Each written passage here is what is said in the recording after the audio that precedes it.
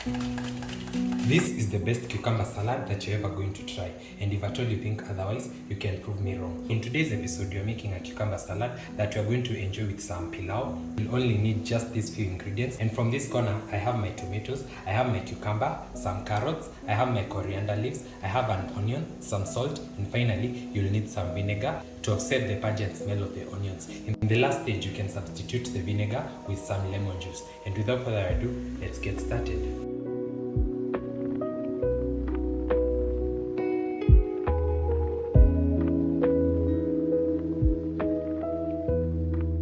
So this is quite an easy recipe, and you're just going to start off by chopping our ingredients into very small sizes. Then we are going to season it with some salt and some lemon juice or some vinegar.